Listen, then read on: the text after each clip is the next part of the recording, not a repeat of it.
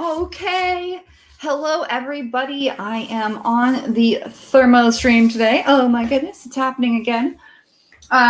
Today's topic is going to be about airbrushes. So I have all of these objects over here hiding, which I'm going to show you here on my crane if it will lower itself better.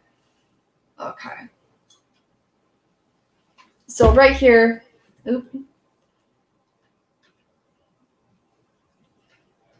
there we go. You guys get to just see. So I'm going to show you guys some of the stuff that I work with. I've had a lot of questions about like airbrushing and how to do it and what's going on. And so I figured I'd go ahead and show you guys more about airbrushing. If you're curious about it, if you're curious about how to keep them, I think my microphone's close enough. We'll see. If you're curious about how to keep everything safe, if you're curious about how to just manage your airbrush and clean your airbrush, I figured I was going to demo live how to take two different types of airbrushes apart. They're both going to be gravity fed, but they're from different providers. And then just essentially go through any questions you may have on like how to maintain an airbrush, how to take care of it. Sorry, I'm getting used to the other side of my head is now shaved as well. So I'm getting used to like it catches my hair a little bit and I'm like, nah. But okay. So let's see here. Let me make sure the volume is turned all the way down on my phone, and then we can go ahead and get started. I know I didn't post that I was doing a stream today. I'm sorry. I've had one of those weeks where it's just like, oh wait, posting things, talking to people about stuff. Oops. So here I am. I am actually present and alive, and I promise that I will get better about this. I need to like figure out my lighting situation here.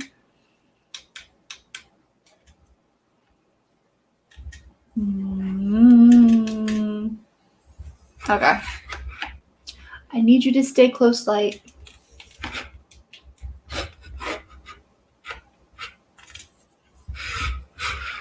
At some point, I have a better ring light now. At some point, I need to actually install it. That would be brilliant. That would be smart of me to do. Okay. In the interim, we're just gonna stick with the light I have over here, and let's go ahead and switch camera angles here. So you can go ahead and see my station right here. This is where I'll put all the airbrush stuff. Okay, so I am the one thing that a lot of people ask about when using an airbrush is how do you clean it? So if I'm using a water-based, correction, it depends on whether if you're using an alcohol-based or water-based cleaner. Paint, not cleaner. So if you're using a water-activated paint, then I tend to use the airbrush cleaner by Medea. I think it's Medea, might be Media.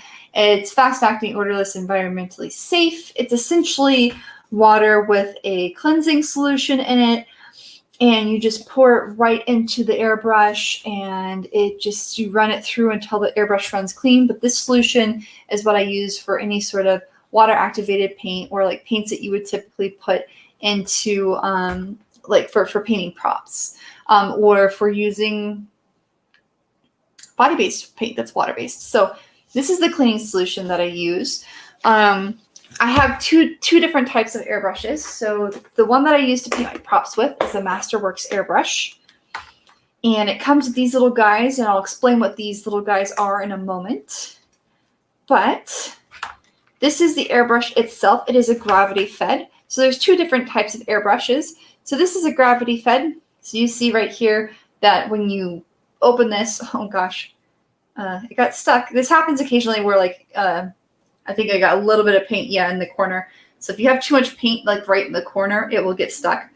But the gravity fed means that you put the paint into this little feeder right here, and when you're painting, you hold it and you let gravity, you pull back the trigger and you let gravity kind of use a lot of the work and do the airbrushing paint for you.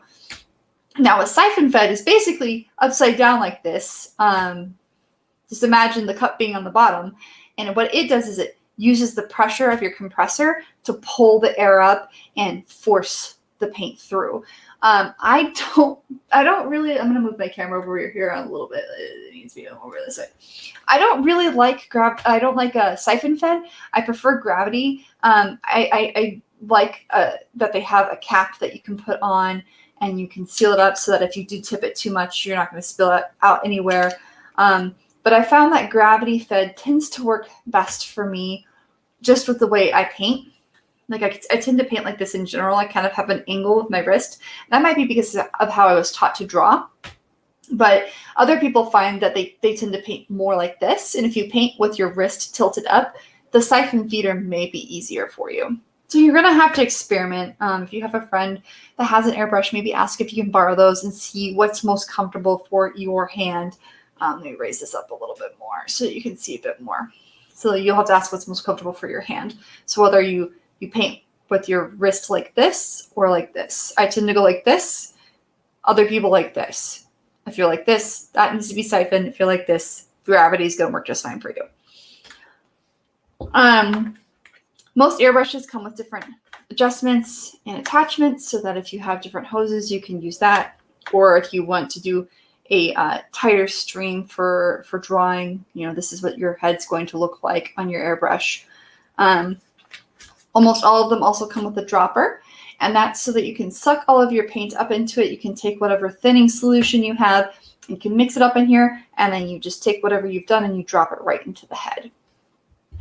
Now, when I first opened this, I'm going to wipe down this head. When I first opened this, there are these little cute dealies in here, and you're probably like, what are those things? And actually, I have some alcohol over here that I'll get the rest of this off with. But I have these little guys, right? So these are used to, if you have, I'll open up the airbrush and take it apart and show you more about it. But if you have something that's like caught inside of this, you can use that to scrape it out a little bit and help clean it up. Same thing on the inside of it. So it's kind of helped for cleaning. So they're threaded wire that's assisting to help you clean your airbrush. And then they also, for the cup, send you these little scrubbies so that if you do get something stuck in your airbrush where your airbrush gets gummed up, which sometimes happens if the paint gets too thick, then you can just put some solution on these little scrubbies and clean your airbrush. Hello, everybody. If you have any questions about airbrushes, please let me know, and I will do my best to answer them. Now, the one thing that most people don't know is when you buy an airbrush, if you look at the bottom and you open this all up, there is actually instruction manual on the bottom. I don't know why airbrush companies decide to put the instruction manual on the bottom. It's confusing for a lot of people. The instruction manual is usually at the bottom, and then it even gives you a breakdown of all the pieces of your airbrush and how to use everything and how to install it. So if you don't know how to use an airbrush and you're struggling to understand how yours works, look at the bottom of the case it came in. Sometimes it's even underneath this little piece of foam that keeps the airbrush supported. I don't know why they hide the instructions, but they do. They like to hide the instructions. And it's just terrible. It really is. It's so awful. So let me put all this back in here so I can actually show you guys the airbrush itself. And then we'll go over like a bit more. I'm gonna come here. Okay. So here's the lid that I have here. And I'm going to have to clean this up with, if you have anything that gums up on your lid or your airbrush itself and it doesn't come off, you're going to need 99% isopropyl alcohol because this is really the only stuff that can get anything out of your airbrush if it's gummed up. It works miracles. If you can't buy this locally, then I suggest looking through a lot of cosplay shops sell this. A lot of shops that sell body-based makeup sell it because it's a good remover. Or you can even just custom order from a big bottle from Amazon or from Walgreens or CVS and ask for them to bring it in. But it is not the easiest to find. Isopropyl alcohol, for some reason, it is either always sold out or just difficult to locate. So you may have to order this if you can't find it at your local store. Okay, so here, I'm going to have to move my kitty cat's bed because it's blocking my crane from getting closer. I'm sorry, kitty, he's not here, so that's good. Okay, so I just want to show you guys real nice up and close, all right? So here's the airbrush. Okay. At the end, you're going to unscrew this. And this is just a protector for the needle. Okay. So you can set this aside. And here you're going to see this is the needle. Now this needle goes all the way through to the front. Okay. So if I take off this little piece, which helps make my stream smaller, and you're going to see this needle. I know it's kind of hard to see on the camera. I'll come over here, but there is a needle that's like right here. And if I push on it, it pokes me. It's pretty sharp. So this needle is what kind of takes the paint, kind of pushes it through and just helps it clean out. Oh, okay. So people make hand sanitizer with isopropyl. That's probably why I can't find it. That explains it. All right, so to remove the needle, which you do have to do if you're cleaning, so after you've cleaned out the cup, after you're done painting, and you either run your alcohol if you're using alcohol-based, or you run your water cleaner if you're using water-based, which is the airbrush cleaner that I showed you earlier. Just so you know, this cleaner does not work on alcohol-based paints. It works on pretty much everything except alcohol. So alcohol-based paints, you have to have 99.9% alcohol. But after you're done getting the cup all cleaned out, you do that, like I said, by pouring your cleaning solution in and then just running the airbrush until it runs clear, and then you know it's clean. Once that's all cleaned out, you need to then remove the needle and clean it. So you're going to, after taking this little back part off, you're going to very carefully unscrew this little tiny thing right here. And that's just to secure the needle so that it doesn't flex back too far when you have the compressor on. And then in some airbrushes, you have to loosen it more. Like some airbrushes, you have to turn more, and others, you can just pull this right out. For this one, I can pull it right out. And it looks like my airbrush still had a little bit of stuff on it. So I will just clean it right now while I'm here. Why not? And then you just have this empty hole and nothing in it. Typically, you won't have to take apart your airbrush any more than this. But if you do, you're going to start unscrewing this part right here. If you start turning it, it will actually unscrew a piece that's in here. If you can't unscrew it, that's why most airbrush providers provide you with a little tiny wrench so that you can get into this part that's in here and start unscrewing it. I don't need to do that because my piece right here is put together, but I will show you with my other airbrush that I use for body painting how to fix a trigger if it's broken. So, talked about 99% alcohol. You don't need very much because it's very, very, very strong. This is a brand new bottle for me, so I need to open it. Give me one moment. I apologize. All right, so I've got it open. So I'm just going to take, oh, wait, a little plastic piece stuck to it. You know when you open a bottle and it's like, just kidding, the plastic film came off too. So I'm just going to take a very little bit, kind of like what you would soak a cotton ball with. And then now I've got it on this. I'm going to close this up. Oh, gosh, this is so aromatic. Ah, it smells strong. And I'm just going to very gently, you don't want to scrub too hard. You want to just keep running it through very gently until you get all of the excess material off. If you scrub really hard on your needle, you can actually dull it and create problems for airbrushing in the future. You need a very sharp needle to airbrush.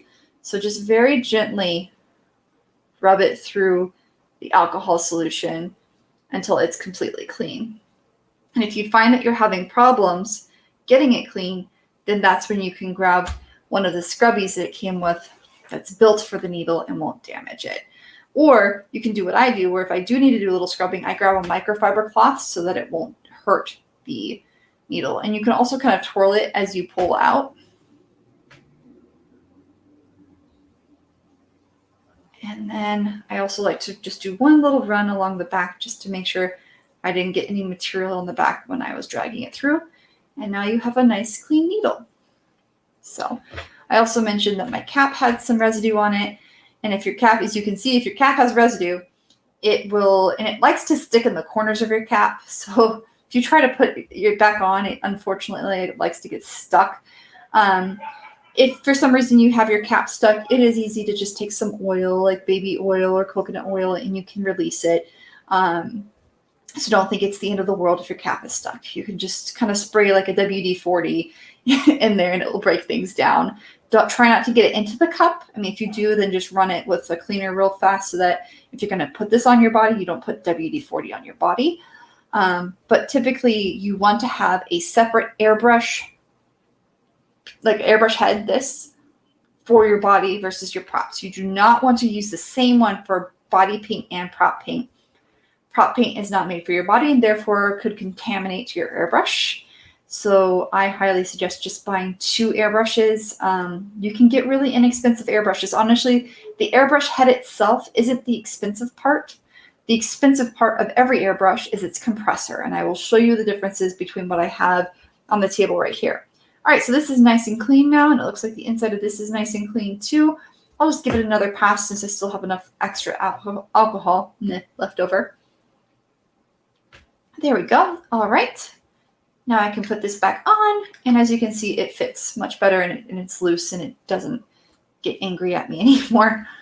So I'm going to take that needle, and I'm going to very carefully thread it back through where I took it out. If you feel any resistance at all, be very gentle with pushing. Sometimes it's just because the gears are really, really tight in here. All right, that's good. Well, not gears, the thread. All right, then you're gonna put this little guy back on, and then you'll put the back on, and you're all set. So that's all you need to do to clean your airbrush, okay? You just clean the pot out, and then you just take the needle out and you wipe it down. You should not have to touch the trigger at all. You should not have to adjust the trigger or do anything like that if you're cleaning it out regularly. The only time you have to touch the trigger is if you don't clean it out regularly and something gets inside the actual airbrush itself. And that's how loose the lid is. It just came off. But if something gets inside the actual airbrush itself, then you have to take the trigger out. And that's a bit complicated. So I'm going to grab my other airbrush and show you what you have to do if for some reason you do get paint inside the body of the airbrush. Just because this is a lot heavier of an airbrush, and I've fixed the trigger on this before, it is not an easy fix just because of the weight. So I highly suggest if you do need to fix the trigger of a Masterworks airbrush, you have someone assist you so that when you're holding it upside down to catch the trigger, because you see right in here, I don't know if I can show you guys this.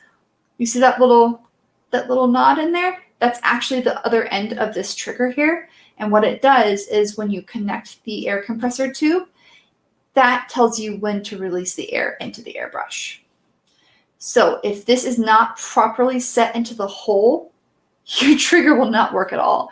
And I recently helped Ambrose cosplay fix hers because she could not understand why her airbrush wasn't working for her. And it was because when she bought it, whomever had put it together for her in the factory had actually put it together wrong. And they didn't have that little piece of metal in the trigger correctly. And so she actually just had airflow constantly going through and not actually controlling the pressure. And that's just terrible. Feels so bad for her. So before I get into compressors, like I said, I'll show you the other one. So this is my other airbrush. This is my airbrush makeup system. So this one is travel safe. And I'll explain why it's travel safe when I show you the compressor. But let me just get the airbrush out. You're obviously going to see a significant difference here. Maybe I should just grab the other one. I'll show you the difference between my body painting airbrush and my prop painting airbrush. So let me get the other one again, so you can see the size difference. Okay, so here's the body painting airbrush on the bottom, and there's the prop painting airbrush on the top. You can see that for prop painting, the cup is considerably larger. You can also see for body painting, it's at an angle more because it doesn't have a lid, so that when you tip, you won't have a potential of accidentally spilling it out, right? So they put it at an angle so that while you're airbrushing yourself and putting it all over your face, you don't accidentally spill your paint all over yourself, which, sometimes happens. But it's also much more compressed because it's travel friendly. So it's small enough that the TSA isn't going to be like, oh, you can't have that. Whereas the weight and size of a prop airbrush may cause some problems for you if you try to travel with it. So make sure you check your travel guides and determine whether or not it's safe for you to travel with that particular. Apparently, when I put this away last time, my hand still had paint on it, and I got it like right on the outside. Okay, so let's bring this down close again. Let's see here. Here we go. Okay. All right. Now, I'm going to take off this lid again. So all airbrushes are pretty much made the same. You just take off the cap on the end. And you see you've got the needle here, and you've got that little secure thread that I was telling you about earlier. So you're going to take the little thread off.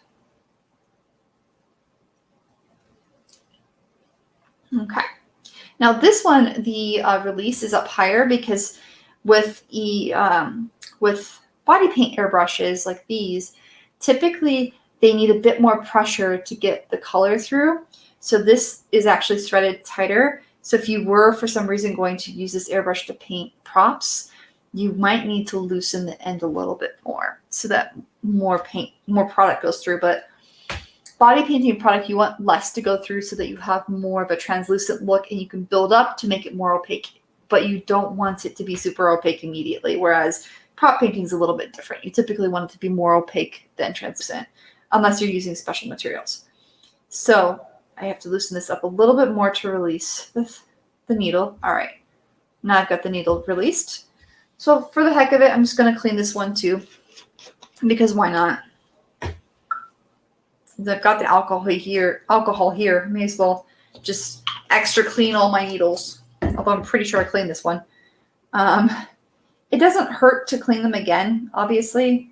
Cleaning a needle is a good thing for airbrush.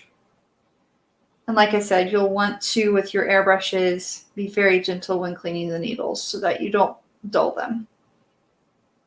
Okay. It's a happy little needle. All right. Put the needle over there. Put the little thread securing washer thingy. I don't even know what to call that. It's fine. All right. So I promised I'd show you what the inner workings of an airbrush looks like. Okay, I gotta figure this out to show you guys some way. Okay, so this is the Pinkyo gravity-fed airbrush. Again, most body painting airbrushes are going to be gravity-fed. Very few are siphon-fed. Most of the body painting ones are if you want to get a siphon fed for your body painting, then you're going to go for a prop one and then just only use your body paint in it. Again, just don't mix body paint with prop paint, please. So here we've got my airbrush, okay? So what I'm going to do is that edge that I was loosening up earlier, I'm going to keep unscrewing it. It's the usual righty-tighty, lefty-loosey, so I'm rolling this to the left. And I gotta be careful because there's a spring in here. So here in a second, this thing is gonna pop out real good. All right. I can already feel it. Okay, cool. There we go. So this is what's inside the airbrush. It's this little trigger guy, and it has a spring. And then there's a groove on the bottom of this to tell you where to actually properly lay it down. So when you look inside the airbrush, this angle's interesting. When you look inside the airbrush, there you go, you see grooves. And the grooves tell you where to push in this particular tube. So you're also going to see this one has the same little metal bit that's supposed to fit inside. And you're going to see now, it just fell back, but there is when I take this out, so that's it just wobbles around. That's why you have to be careful when you're putting it back together. There's also another piece in here for the trigger. Where did it go? I dropped it. And this is a little piece for the trigger. So this is all the pieces of putting together an airbrush, and it is very tricky. I'm going to be honest. It is not the easiest thing to do. So let's show you how to put an airbrush back together. Say your whole trigger, everything fell apart, right? Okay. For starters, you need to make sure that when you put this in here, that little trigger bit needs to be where the curved part right here, this is such a tiny piece. The curved part where it's curving has to push up against the trigger. So the curved part has to push up against this. Okay. So So let's take this, and I just kind of slide it in sideways, and then I rotate it. Oh gosh. Okay. Now, I hold this upside down so that it doesn't fall out. Okay? And then I put my thumb on it to try and keep it where it is. All right, so now that's where it's supposed to be. Oh, it's trying to fall back in again. And this is where it's tricky and you sometimes need help because this thing will just move on you like crazy. Okay, it fell out. It's fine. All right, so I'm gonna put that back in, spin it around. Come on, you can do it. This is what I mean. It's torture. It really is torture. It's torture, guys. It's freaking torture. So if you don't want to put your airbrush back together, just make sure you clean it out every time. All right, so I'm going to put it sideways like this.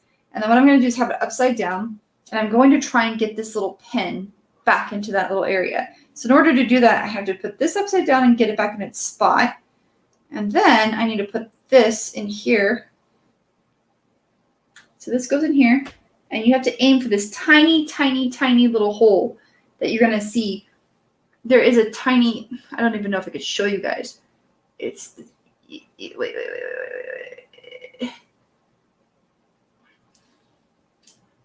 See if I can do this. Let's see if I can show you where the hole is. There is an itty bitty hole. There we go. You see that? There's a tiny little hole that you're trying to fit that peg into. So, I knew if I was going to show you guys that, it was going to come back out. But that's okay. I'm used to putting this little guy back in. All right, so I'm going to put this little, and this is the pressure trigger that the spring pushes against. So, oh gosh, my goodness. My hands are all dry from having worked with the alcohol. All right, so now that that's there, I'm going to try and very carefully fit this in the peg. Pick the peg in the hole. Okay, get out of there. I think I'm going to have to do this backwards, but it is not an easy trick to do. And also, another thing when you're putting it in, you want the line part to face back on the airbrush so that you actually have grip. I did that one time where I put this all back together and I was like, I put the trigger in backwards. That's fun. And I had to take it completely apart and do it all over again. So, okay, I almost got it. This is why I don't like taking the trigger apart. Again, just clean your airbrushes regularly and you won't have to try and fit all of this back together. All right, so I've got it back in. Okay. Now I need to take this little guy and see if I can fit him in here and do him dirty. Okay. This is the trickiest part. This is why I typically put it in after the trigger's in, but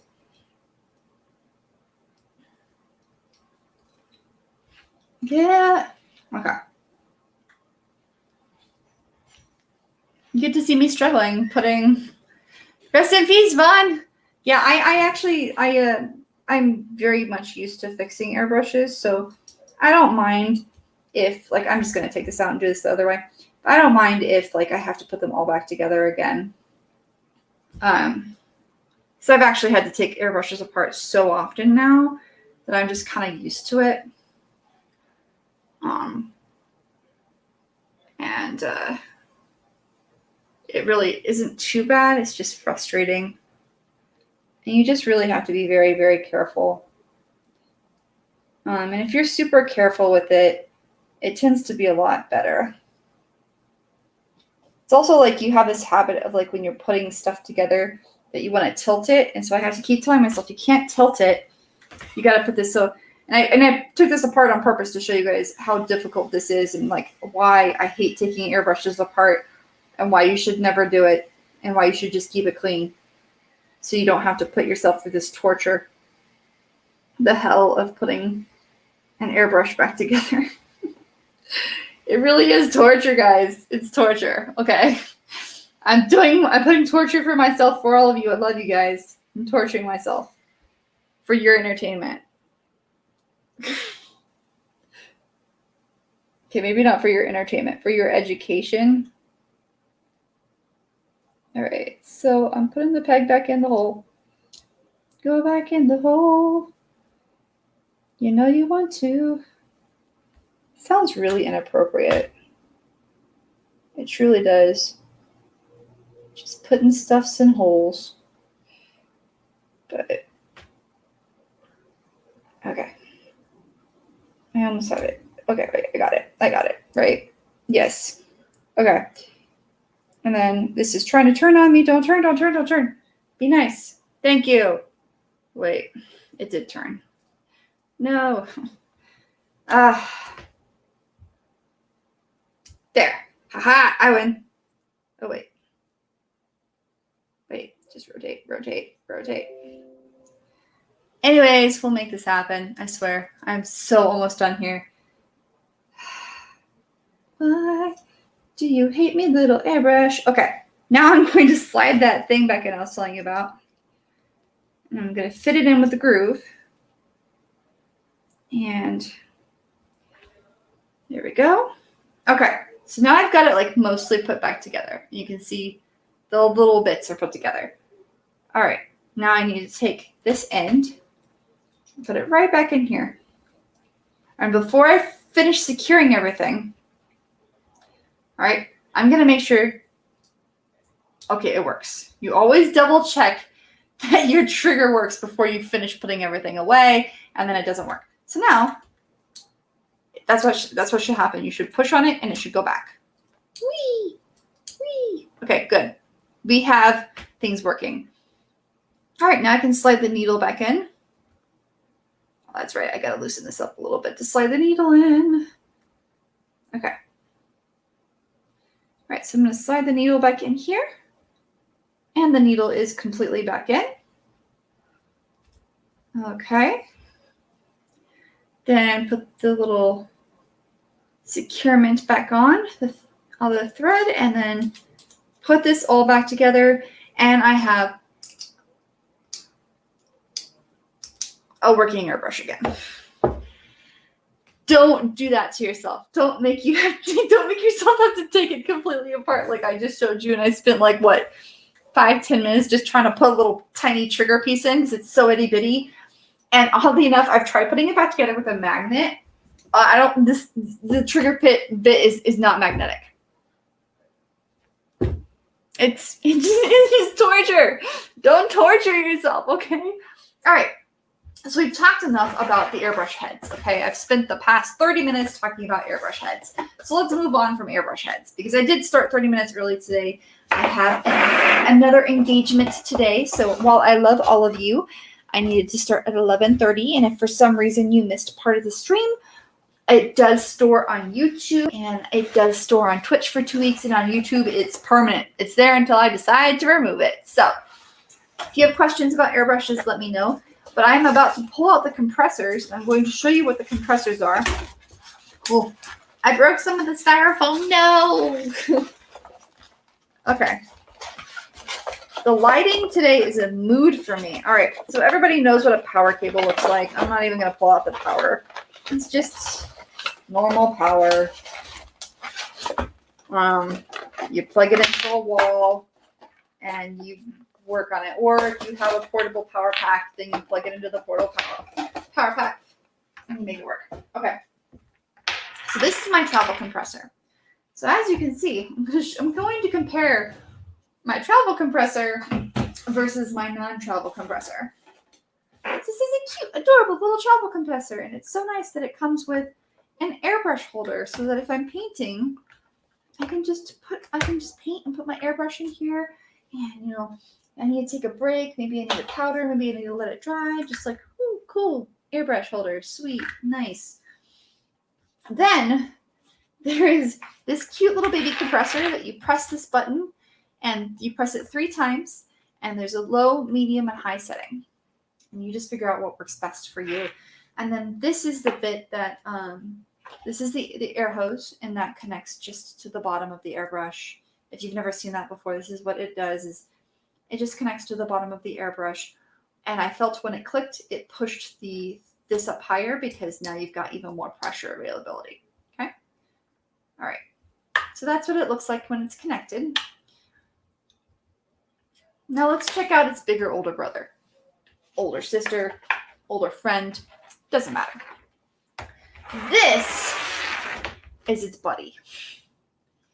This is the other compressor that I have, okay? This is a beast. It gets up to, let's see here, I have the settings right here, so this is actually not supposed to be here, it's supposed to be there. It gets up to 100 PSI. I recommend sticking between 50 and 60 PSI, maybe even 40, depending on your airbrush. And you can set you have the ability to set the PSI. It varies from airbrush to airbrush. Sometimes it's a setting here. Sometimes it's a setting like something you have to take a wrench to and release. So check your guide on your compressor to figure out how you adjust the PSI. Mine was preset to, I believe, 50, and it was perfect. And yeah, mine's 50 to 60. And this is the model TC20. It's a Masterworks compressor. It has little rubber feet because when you turn it on, it likes to try and it likes to escape. So the rubber feet keep it in one place. And then after you turn it on and you use it, when you're done, before you can even pack it away, it's finished, you have to press this button at the bottom. Okay, it's hiding. Sorry. You have to press this little button right here at the bottom, and that releases all the air that's left in the chamber. Okay, because this is storing excess air in this chamber in case you need it. And then there is the air hose. It's the same exact thing as the other one. I just have an attachment on here from a different airbrush, but it's pretty much the same thing. You can just take this little head piece off and yeah, there we go. Get that off. All right, and it's the same thing. Same. You have a male versus a female head, and it works either way. So, yeah, Chris, that's smart clamping yours to the table. I just have rubber feet installed on mine so that it doesn't escape. But typically I do put, because the cords for this are about 6 feet long, so typically I do actually put my airbrush on the ground, as I don't like it vibrating my table when I'm trying to paint. But this is the compressor I use for painting my props. And this is a bomb. This looks like a bomb. And you're not allowed to take it on a plane. So, if you want to travel with a compressor, you're just going to have to understand that if you have to paint a prop somewhere, you're going to have to go with this cute little baby makeup compressor. And while it's amazing, it probably only maxes out at about, I think it maxes out at like maybe 40 PSI. Whereas this can go up to 100. So if you need stronger, maybe do all your airbrushing before you travel. And then if you need just like a little bit of like detail work, save it for the small travel compressor. This is a Pinkio airbrush compressor, and this is a Masterworks airbrush compressor.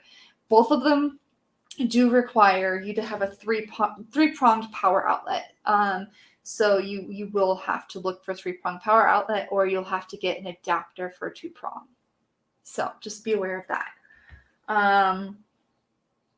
Yeah, these are beasts. This also thankfully came with the airbrush holder. So if while I'm painting I need to take a break, I can just slide it right in and we're good there. You can see the significant size difference here. I mean, beast, child of beast. So very, very different creatures. But they both serve the same purpose of pushing air through a small device and making the paint work for you.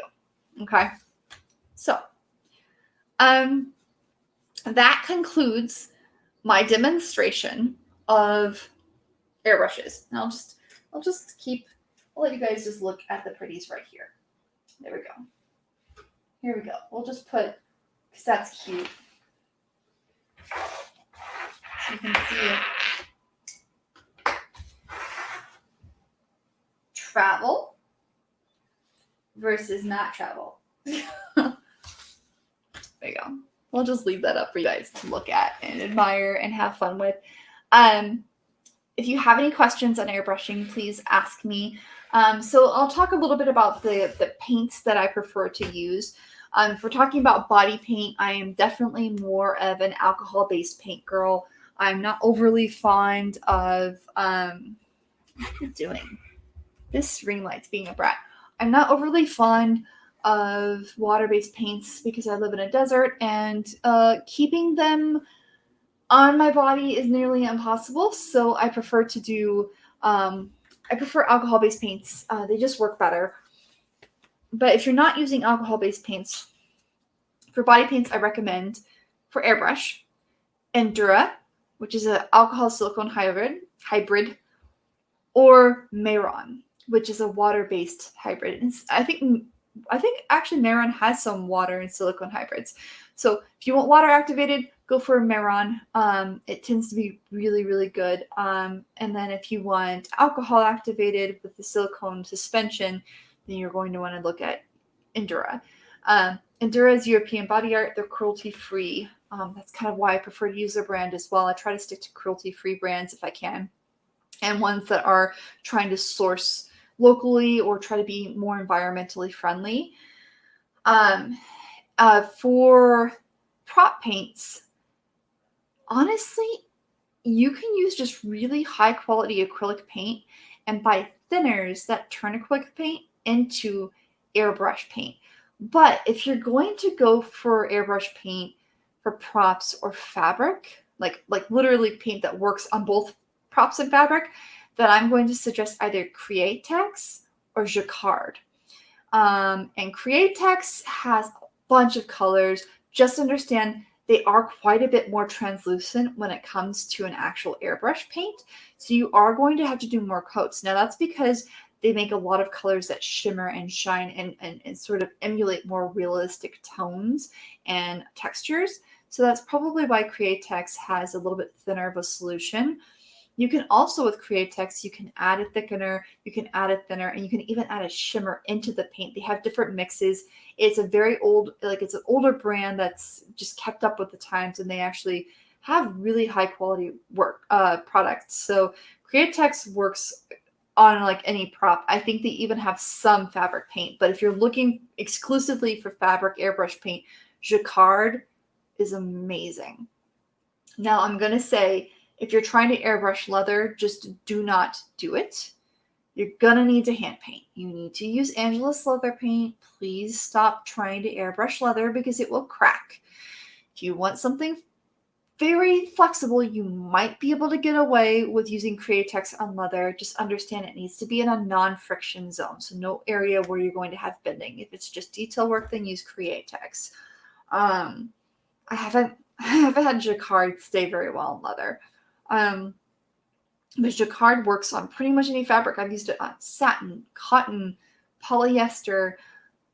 Yeah, Jacquard fabric paint, the airbrush paint, stays on everything but leather or vinyl, basically. And for leather and vinyl in general, you should only be using Angelus leather paint or Plat FX Flexi paint. Now, I haven't tried Plat FX in an airbrush. I've heard that you can thin it down. So I need to test that out and see if that's possible. But if you're going to go with tried and true, Createx and Jacquard. Createx for your props, Jacquard for your fabrics, Endura for alcohol-based body paint, and then Mayron for water-based body paint. And as a reminder, I'm going to keep saying this. Do not use the same airbrush head for your body as you do for your props. So the airbrush head I use for my prop is this Masterworks right here with this compressor. And then what I use for my body is this Pinkio right here with its compressor. So you don't have to, you can use the same compressor for props and body paint. That's fine. But you need to have different airbrush heads. These have to be separate. You cannot get them clean enough to use on your body and your props. Now, if you're going from body paint and you've decided that you no longer want to body paint and you're moving to props, that's okay. Because your prop's not going to hurt because you had body paint in it. But you can't go the other way around. Okay, you can't go from prop painting to your body. Just please don't do that. Chris says that he mixes his standard acrylics with matte varnish and golden fabric medium. So I've heard really good things about golden too. It just seems that like every time I go to get paint at a store, golden's never there. I don't know what it is.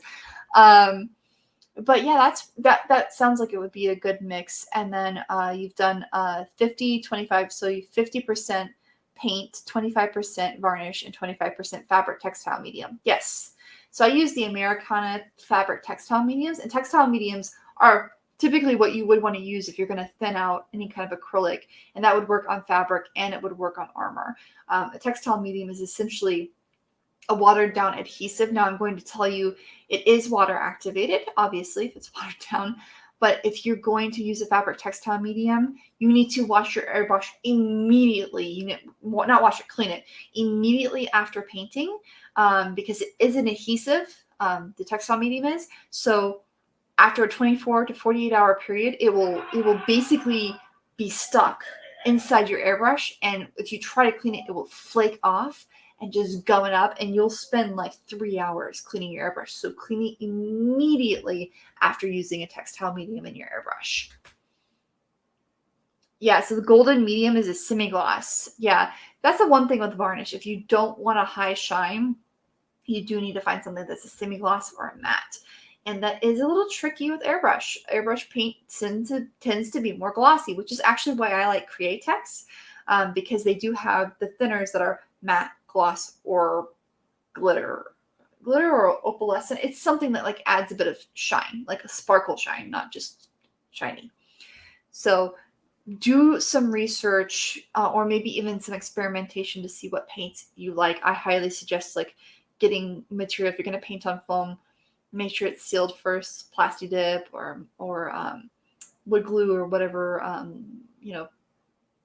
just Elmer's glue, watered down, works too because it's flexible. But take that and airbrush and see what you're most comfortable with, because I have found that airbrush paint preferences vary from person to person incredibly. It's an incredibly vast array. It's kind of the same as when it comes to acrylic paint. Like if you're painting by hand, everyone has a different preference. Like I really like folk art mixed with some of their textile mediums, even if I'm not using it on paint, just because it comes out so nice and it layers and it doesn't crack when you mix it with a textile medium. So if I'm putting it on foam, it's less likely to crack over time. Whereas other people only use Liquitex and some other people only use golden and it really, you need to figure out what airbrush paint works best for you. So we've got about 10 minutes left, a little over 10 minutes left. If you have any questions, please let me know. Again, for my body painting, I used the Pinkio airbrush. It was, I didn't talk about pricing. There you go, I can talk about pricing. So for the body painting airbrush that I use, this was only about $50, and it came from Amazon. So with $50 with shipping and taxes, basically. And it comes with the compressor that's travel safe and approved by the TSA. And then it comes with a gravity-fed airbrush master head with repair. And it did have an eyedropper in here, but I may have accidentally broken it. Yeah, I broke an eyedropper. Anyways. And then it has also a holder. So this is only $50. Now, I thankfully got this on sale, but I'm going to let you know, off sale, this compressor is usually about $85, $90. It's a really, really good compressor. And then its airbrush head is only $25. So the Masterworks airbrush heads are usually between $25 and $30. And the compressors are anywhere from $85 to $120. So total, I spent, I got this on sale. So in total, for the airbrush head and the compressor, I only spent $90. But typically it's anywhere from $125 to $150. So this can get more expensive, which is why a lot of people tend to go to hardware stores for their compressors instead of using the Masterworks compressor that comes with it. They'll usually just buy the $25 or $30 airbrush head, and then they'll go to a hardware store and then buy a cheap compressor, and all you have to do is just get an air tube and an adapter so that it works with your airbrush. You can absolutely do that. You don't have to use the same Masterworks compressor and Masterworks head. You don't have to pair them up. You can mix and match. Just understand that you might be a little bit of a learning curve. If the compressor was set to a certain mode for a certain airbrush, so you may have to figure out how you adjust your pressure to work for your project. So the difference is 50 versus about 150, right? I just got it on sale, so maybe you wait until it's on sale. It's really up to you. But yeah, I'm going to be actually for my Mandalorian, I will be, and for my Mandalorian and for my Turian, I will actually be using this airbrush. So there will be a few streams here in the near future where you see me using the airbrush and you can hear how loud it is. And for fun, I'll put it on the table one time. You can see the table go.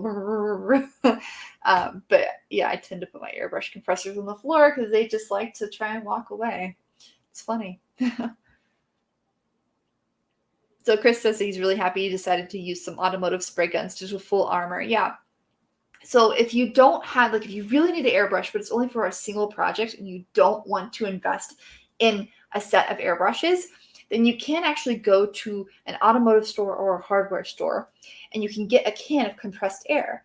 And then they have an attachment onto that you can put for a sprayer. And then you can attach the compressed air to something like a spray can, or you can get a siphon-fed vial that hooks into the underside of the compressed air, and you essentially just use this to airbrush your armor until all of the air is gone.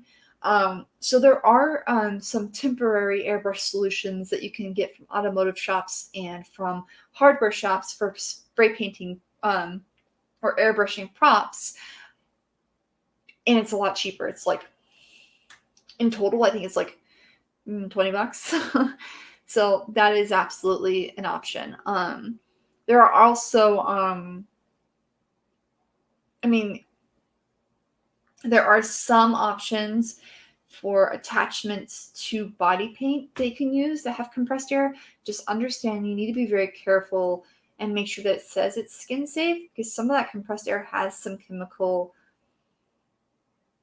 particulates in pieces that your skin and you shouldn't absorb and that you shouldn't breathe in, that can make you very sick. So whatever you're using on your body with an airbrush, please make sure it says skin safe.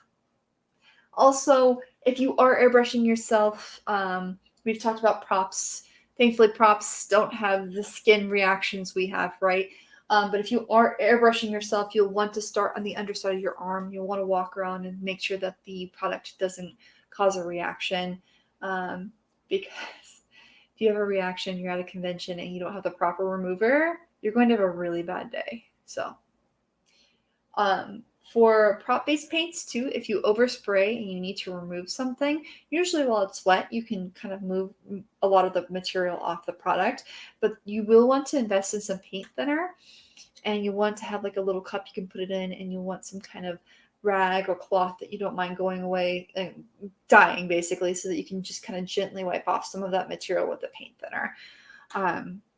It is going to take, it's not super difficult to airbrush, but learning where to start with your spray is a bit of a learning curve. But once you master it, airbrushing is nice. It's so nice. So we're coming to the last 5 minutes. If you have questions, again, please let me know. Oh, so you said that the spray guns you need for your compressor allow 8-inch spray on wide strips. Okay, yeah, that is one thing. These little airbrushes have a shorter, so I think the widest I get is like 2 inches. If I release the nozzle heads that I have have two heads attached right now to make it a smaller stream. But most airbrushes, like the Masterworks, I think it goes to a max of 2 inches width, whereas if you need to spray a lot of armor and you can only get the color in an airbrush color, you can't find it in a spray paint, then you will want to get one of the automotive sprayers, because they are for like 4 to 8 inch wide strips, and you would just get so much more done. That's a really good point. Yeah. I'm over here drinking coffee while I'm chewing gum. Counterproductive much? It's fine. It's cool. All right, so tomorrow I am going to be on Cause Talk Live. Cause Talk Live. Wow, I cannot speak today. I am going to be on Cause Talk Live. You're hearing my dog, I'm sorry. And we're going to be talking about like how to bring cosplay certain cosplay characters to life, like from 2D to 3D to real life, and how tricky it can be. So what you'll need to do to kind of fake it. And then as conventions and things start returning, I will actually be going to Sabotin Con in September.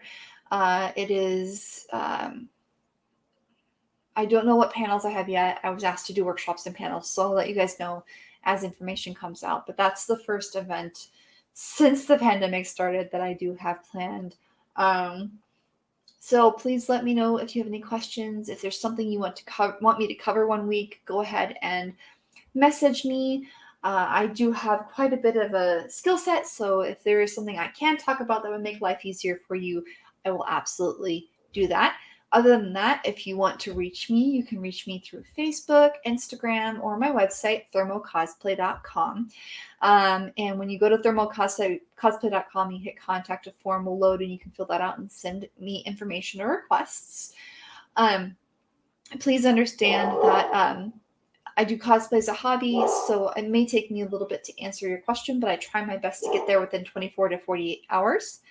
And here in the next week or two, I will be releasing a photo set of me as Toothless, so that'll be a lot of fun. I was also joined by Rana Froggy Cosplay, so you'll get to see the two of us as a Night Fury and a Light Fury. And other than that, I'm just going to keep on crafting. The projects I have in the works right now are, I have Mando Merida that I'm just slowly working through, Mike Turian, Nyreen Kandros, which I don't aim to finish until maybe the end of this year or early next year. And then I also will be finishing a brand new cosplay for Sabotin. It's going to be a gender bent version of Shiro Emiya from the Fate series. It's going to be when he's right in between becoming Archer and Shiro, like he is Shiro transitioning into Archer. So pretty excited about that one. I hope you all have an absolutely wonderful Saturday. If you're in Arizona, drink lots of water. Try to stay safe. I am going to tell you, my Arizona cosplay friends, I know right now, since things are opening up, a lot of people are starting to do photo shoots. If you're going outside, please carry a gallon of water in your trunk and carry a UV umbrella or even just a standard umbrella. Our temperatures have been skyrocketing here, and I mean like skyrocketing like 116, 115, 113 degrees Fahrenheit. So please stay safe. I will see you all next week. I have to decide if I'm going to be using the XTC 3D Live because it looks like it has some caustic materials in it. So I just have to figure out how I'm going to ventilate my room if I do that for you guys. Otherwise, I'll probably be back working on Mando Merida next week and just keep powering away at that. And I'll see you all tomorrow on Costalk Live. Have a great day. If I can find my mouse. Okay, there we go. Bye, guys.